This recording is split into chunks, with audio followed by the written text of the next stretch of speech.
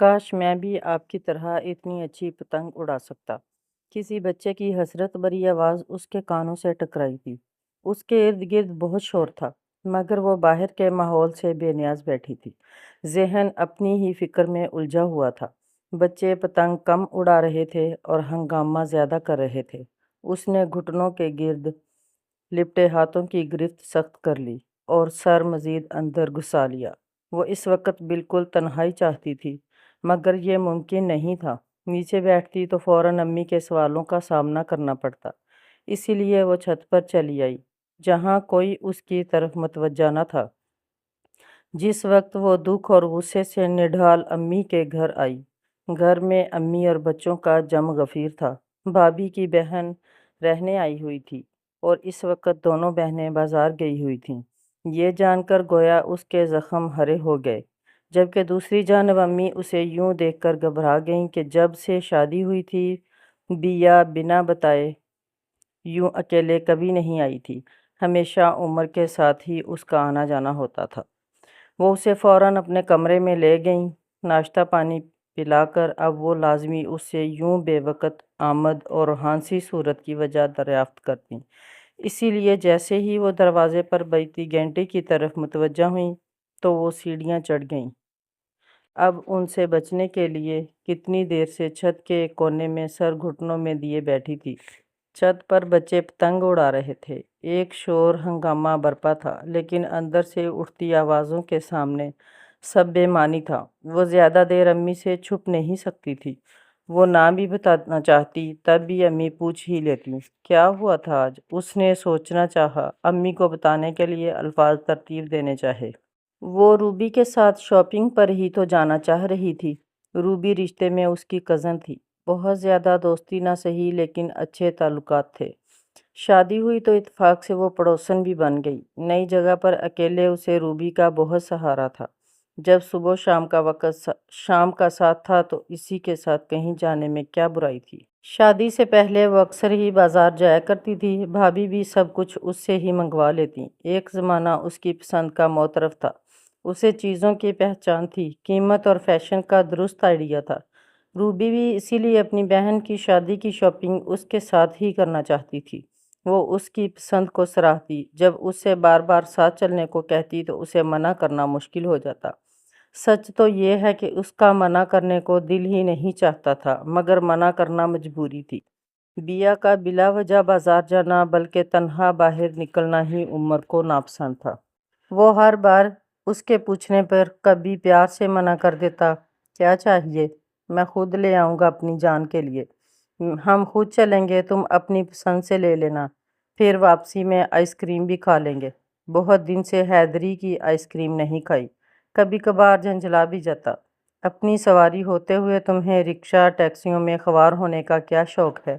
وہ اس کے انکار پر خاموش ہو جاتی۔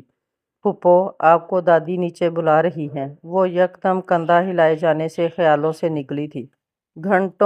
گھٹنوں میں تکلیف ہونے کی وجہ سے سیڑھیاں چڑھ کر اوپر آنا امی کے لیے مشکل تھا، سو نیچے بلوا رہی تھی، لیکن وہ ہلے بغیر وہیں بیٹھی بچوں کو دیکھے گئی۔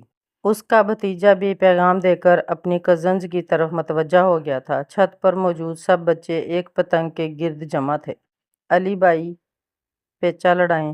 آسمان پر ایک پتنگ اڑتے دیکھ کر کسی چھوٹے بچے نے پتنگ کی ڈور سنبھالے علی کو جوش سے مشورہ دیا، نہیں یار، اور پتنگ نہیں ہے، یہ کٹ گئی تو مسئلہ ہوگا، بلا وجہ کے پیچ میں نہیں الجھنا چاہیے۔ علی نے احتیاط ہی بہتر جانی تھی۔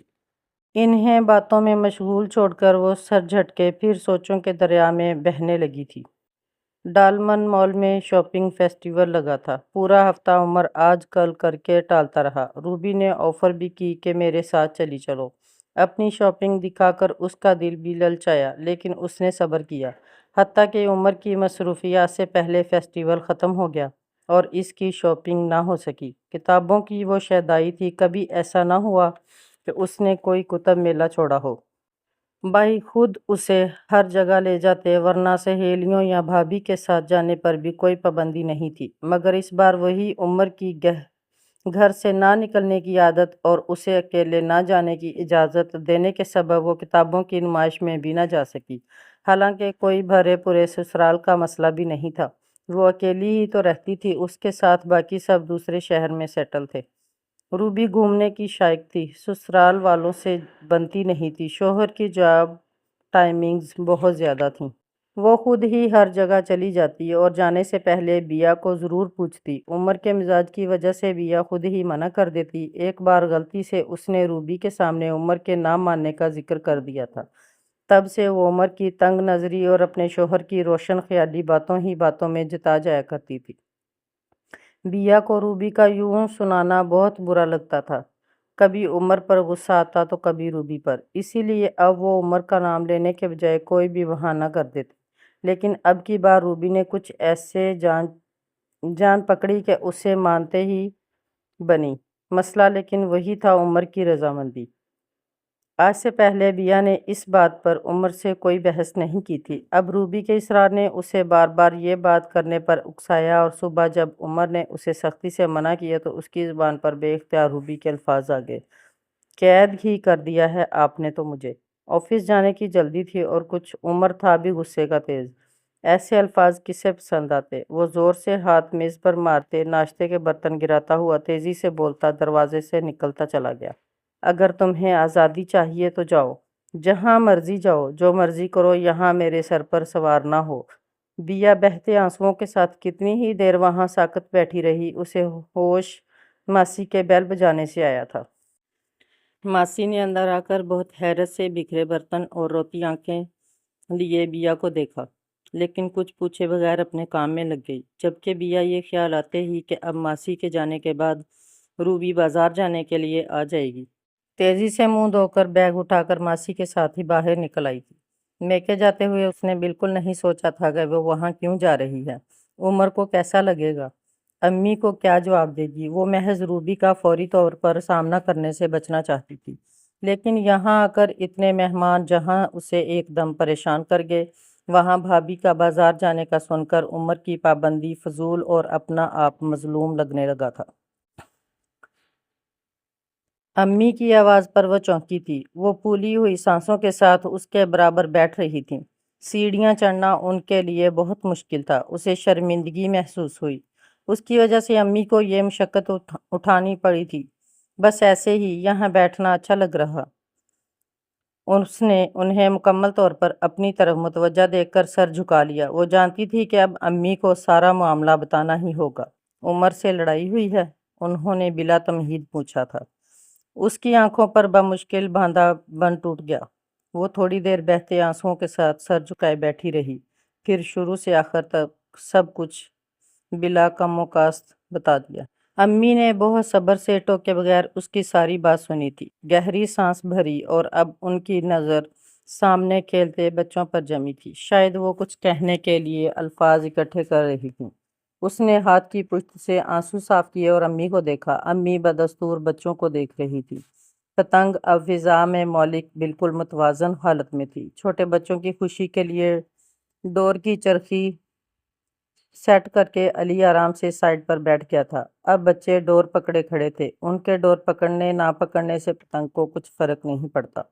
وہ پتنگ دیکھ رہی ہو بیا، آسمان سے باتیں کرتی ہوئی، کتنی اونچائی پر ہے، لیکن ڈور کے سہارے ہوا میں مولک ہے۔ ڈور کو دیکھو، یوں تو پتنگ کو سہارا دے رکھا ہے، مگر پتنگ کے بغیر وہ خود اکیلی تو آسمان پر نہیں جا سکتی۔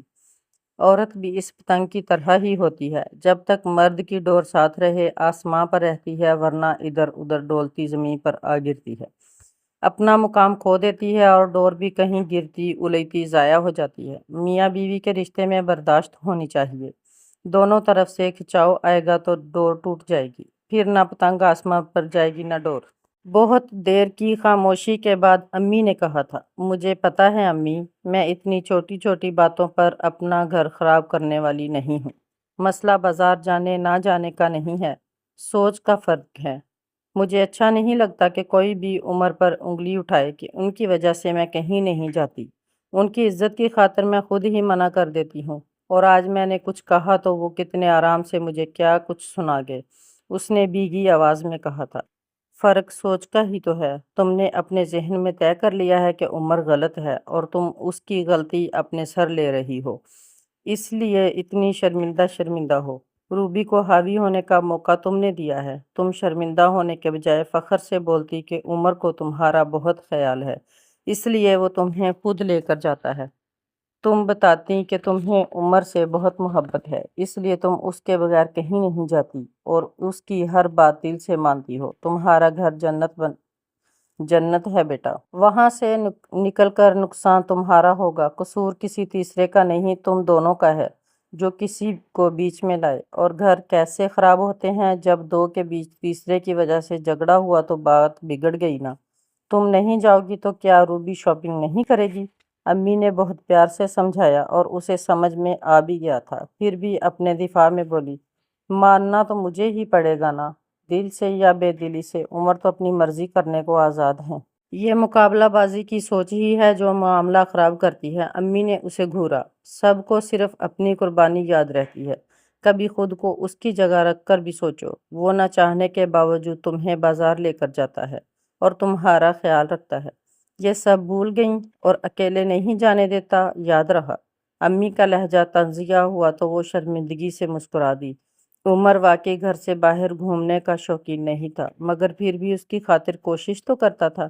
اسے ضرورت اور سہولت کی ہر چیز فراہم کرتا، اس کا خیال رکھتا تھا۔ وہ خود بھی اسے آرام دینے کی ہر ممکن کوشش کرتی تھی۔ جب محبت موجود تھی، کوشش تھی تو مایوسی کیسی؟